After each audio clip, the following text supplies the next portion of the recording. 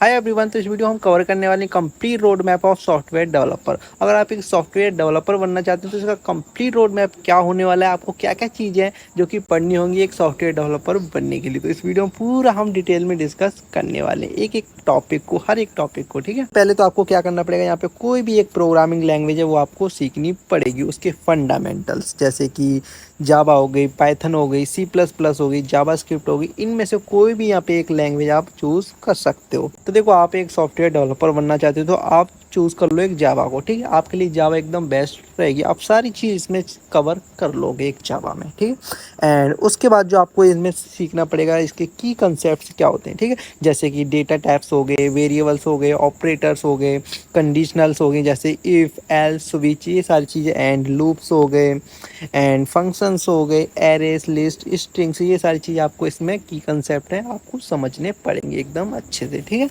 ये सारी चीज़ आपको यहाँ पे सीखनी पड़ेंगी। एंड नंबर 2 पे जो आपको सीखने पड़ेगा, अंडरस्टैंड ऑब्जेक्ट ओरिएंटेड प्रोग्रामिंग। ठीक है, एंड नंबर 2 पे जो understand object oriented programming, oops जैसे कंसेप्ट है आपको ये एकदम अच्छे से समझने होंगे, क्योंकि इसमें से बहुत ज़्यादा हमारे इंटरव्यू में क्वेश्चंस आते हैं। ठीक है, आपको इसके जो की कंसेप्ट है एकदम अच्छे से समझ लेना, जैसे कि क्लासेस क्या होती हैं, इनहेरिटेंस क्या होता है, इनकैप्सुलेशन, अब्स्ट्रैक्शन, पॉलीमॉर्फिज्म, ये सारी चीज़ आपको एकदम अच्छे से सीखनी है इसमें। ठीक है, इसको आप किसी भी लैंग्वेज में सीख सकते हो, आप कोई भी लैंग्वेज चूज़ कर लो, जैसे जावा, पाइथन और सी प्लस प्लस, इनमें से कोई भी एक लैंग्वेज आप सीख लो। जरूरी नहीं है कि सारी लैंग्वेज सीखो, आप कोई भी एक लैंग्वेज यहाँ पे सीख सकते हो। ठीक है, एंड नंबर 3 पे जो है आपका वर्जन कंट्रोल है, गिट एंड गिटहब। तो देखो, आप किसी भी कंपनी में काम कर रहे हो तो उसमें आप कोई ऐप बना रहे हो किसी प्रोजेक्ट में काम करके। ठीक है, तो उस ऐप को बनाने के लिए देखो बहुत सारी एक टीम है वो वर्क कर रही होती है। ठीक है, उस टीम में देखो कोई पार्ट कोई बना रहा होता है उस ऐप का, कुछ पार्ट कोई बना रहा था, कुछ पार्ट कोई बना रहा होता है। ठीक है, तो एक दूसरे के साथ किस तरह से कोलैबोरेट कर सकते हैं, ठीक है, किस तरह से अपने कोड को दूसरे के साथ शेयर कर सकते हैं, उसका कोड हम देख सकते हैं, हमारे कोड को वो देख सकता है, उसके कोड में अगर हमको कुछ अच्छा नहीं लग रहा तो उसमें हम कुछ चेंज करना चाहते हैं तो चेंज कर सकते हैं, वो हमारी चेंज कर सकता है और हम दूसरे में। तो इस तरह से हम कोड को किसी एक दूसरे के साथ कोलैबोरेट कर सकते हैं गिट एंड गिटहब को सीख करके। ठीक है, ये आपको इसलिए बहुत ज़्यादा इंपॉर्टेंट हो जाता है। एंड अब बात कर लेते हैं हम नंबर 4 पे, जो हमारा डेटा स्ट्रक्चर एंड एल्गोरिथम। ये आपको बहुत ज़्यादा इंपॉर्टेंट हो जाता है सीखने के लिए। ठीक है, डेटा स्ट्रक्चर एल्गोरिथम, एंड इसके जो की कंसेप्ट है जो कि आपको इसमें पढ़ना पड़ेगा, डेटा स्ट्रक्चर डीएसए में आपको जो पढ़ना है वो, जैसे कि एरेस क्या होते हैं, लिंक लिस्ट क्या होता है, स्टैक्स क्या होता है, क्यूज क्या होता है, hash tables and trees, graphs, ये सारी चीज़ आपको यहाँ पे एकदम अच्छे से सीखनी होंगी। ठीक है, एंड एल्गोरिदम्स की बात कर लें तो जैसे कि बबल क्यूब हो गया, मर्ज, एक्सेट्रा, ये सारी चीज़ें, सर्चिंग, बाइनरी सर्च। ठीक है, ये सारी चीज़ आपको यहाँ पे सीखनी पड़ेंगी, रिकर्जन, डायनेमिक प्रोग्रामिंग, ये सारी चीज़ आपको यहाँ पे एकदम अच्छे से सीखनी पड़ेंगी, आप एक सॉफ्टवेयर डेवलपर बनना चाहते हो तो। ठीक है, एंड इनकी आप जब सीख करके इनकी हमको प्रैक्टिस करनी हो तो कहाँ पे कर सकते हैं, जैसे कि कुछ प्लेटफॉर्म हो गए, कुछ वेबसाइट हैं, जैसे कि लीड कोड हो गया, hacker rank and code force हो गया।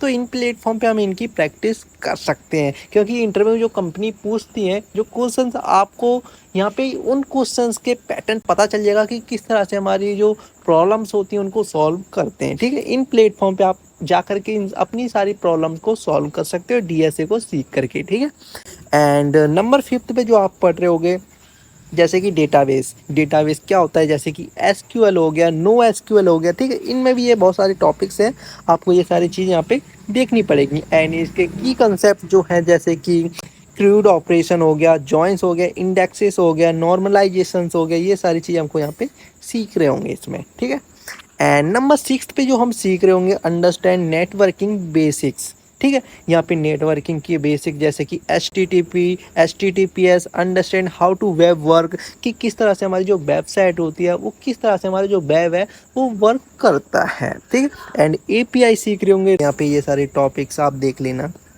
ठीक है, मैंने यहाँ पे कवर कर दिया है। एंड उसके बाद जो नंबर 7 पे जो हम सीख रहे होंगे, लर्न बैक एंड डेवलपमेंट। ठीक है, कि किस तरह से हम बैक एंड, जो वेबसाइट का बैक एंड हिस्सा होता है, तो किस तरह से उसको बनाया जाता है, किस तरह से हमारा वर्क करता है। जैसे कि हमारा वेबसाइट मान लेते हैं, जैसे कोई अमेजोन की वेबसाइट है। ठीक है, उस पर हम ट्रांजेक्शन करते हैं, कोई भी प्रोडक्ट हम ऑर्डर करते हैं, तो जैसे कि हमारी बैंक अकाउंट से पैसा कट जाता है लेकिन हमको पता नहीं चलता, लेकिन उनके बैंक अकाउंट में चला जाता है वो पैसा। तो इसके पीछे हमको तो पता नहीं, लेकिन हमको तो बस इतना पता है हमारा ऑर्डर हो गया, इतने टाइम तक हमारा आ जाएगा। इसके पीछे क्या लॉजिक रहा, कैसे कटा हमारे बैंक से पैसा, ये सारी चीज़ हमारी बैक एंड में चल रही होती हैं। ठीक है, इसको बोलते हैं हम बैक एंड। ठीक है, तो ऐसे ही होता है बैक एंड का। जो हमको पता नहीं है, लेकिन हो रहा होता है पीछे-पीछे हमारे पीछे, ठीक है? जैसे कि हमको जो भी कुछ दिखाई दे रहा होता है वेबसाइट में, वो तो हमारे फ्रंट एंड का होता है, लेकिन हमारे बैक में जो चीज़ चल रही होती है, ठीक है? जैसे कि हम यूट्यूब पे वीडियो सर्च कर लेते हैं, ठीक है? सर्च करते हैं, तो हम सर्च करते हैं नेम डाल के, तो हमारे पास वीडियो आ जाती है, उसको हम एन्जॉय कर रहे होते हैं देख कर के। लेकिन वो किस-किस तरह से हमारे पास आई, क्या-क्या जो स्टेज होती है उसकी, कहाँ-कहाँ होके कैसे-कैसे आई वो वीडियो हमारे पास, ये सारी बैक एंड में हो रही होती है, ठीक है? तो यहाँ पे हम बैक एंड डेवलपमेंट देख रहे होंगे, जैसे की कंसेप्ट यहाँ पे देख लेते हैं, नोड जेएस हो गया, जेंगो हो गया, स्प्रिंग बूट हो गया, फ्लास्क, ये सारी हमारे फ्रेमवर्क और लाइब्रेरी यहाँ पे हम यहाँ पे कुछ सीख रहे होंगे, ठीक है?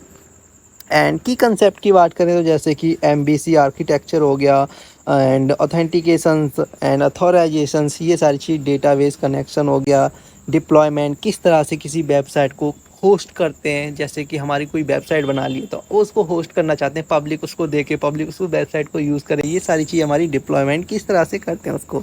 एंड अब बात करते हैं नंबर 8 पे, जो हमारा लर्न फ्रंट एंड डेवलपमेंट, कि वेबसाइट का जो फ्रंट एंड हिस्सा होता है जो कि हमारी वेबसाइट में दिखाई दे रहा है, जैसे कि कोई टेक्स्ट हो गया, वीडियो चल रही है हमारी वेबसाइट पे कुछ भी, ठीक है? कोई टेक्स्ट कितना बड़ा है, कोई वेबसाइट कितनी सारी, तो कोई वेबसाइट कितनी सुंदर दिखाई दे रही है, ठीक है? ये सारी चीज़ हमारा फ्रंट एंड में हो रहा होता है। इसमें क्या-क्या जो टेक्नोलॉजी हम सीख रहे होंगे, एचटीएमएल, सीएसएस, जावास्क्रिप्ट, ये सारी चीज़ हम यहाँ पे सीख रहे होंगे, और एक फ्रंट एंड में हम वेबसाइट बना रहे होंगे, ठीक है? किस तरह से हमारी वेबसाइट बनती है इन सारी टेक्नोलॉजी को सीख करके।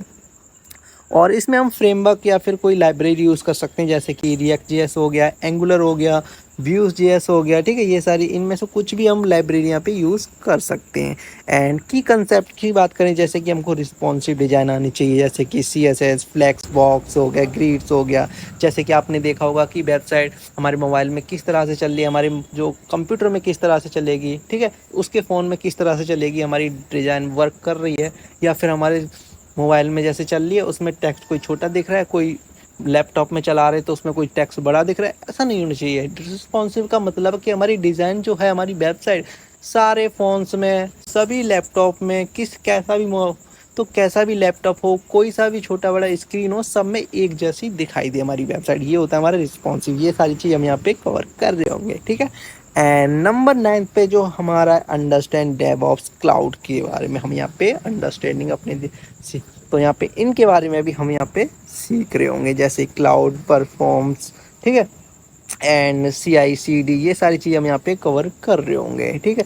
अब इतनी सारी चीज़ें सीख कर के हम कर रहे हैं यहाँ पे प्रैक्टिस विद प्रोजेक्ट्स, जैसे कि हमने ये सारी चीज़ें हमने सीख तो ली, अब इनको सीख करके हम कुछ प्रोजेक्ट्स बना रहे होंगे, अपनी प्रैक्टिस कर रहे होंगे, जैसे कि पर्सनल पोर्टफोलियो वेबसाइट, कि हमने जो स्किल्स सीखी, हमारे पास जो स्किल्स है, हम कैसे दिखाएं किसी को कि हमारे पास ये स्किल्स हैं, ठीक है? हम उसमें कोई अपनी पर्सनल एक पोर्टफोलियो वेबसाइट बना सकते हैं, और वहाँ पे अपनी सारी स्किल्स को दिखा सकते हैं हम कि हमको ये स्किल्स आती हैं, ये हमारा एक पर्सनल पोर्टफोलियो है, ठीक है? एंड सिंपल ब्लॉग्स, ये सारी अब चीज़ हम यहाँ पे बना सकते हैं। एंड इंटरमीडिएट प्रोजेक्ट्स बात करें तो जैसे कि ई-कॉमर्स वेबसाइट हो गई, चैट एप्लीकेशंस हो गया, जैसे कि हम व्हाट्सअप, इंस्टाग्राम पे बात करते हैं, इस तरह से हम कुछ अपना एक वो बना सकते हैं, कोई एप्लीकेशन बना सकते हैं, क्योंकि हमने बहुत सारा यहाँ पे सीख लिया होगा, ठीक है?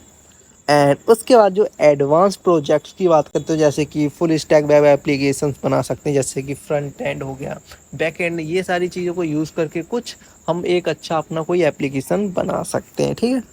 एंड उसके बाद जो हमारे नंबर 11 पे जो हम बात करेंगे यहाँ पे सॉफ्ट स्किल्स की, ठीक है? तो ये था complete road map of software developer. तो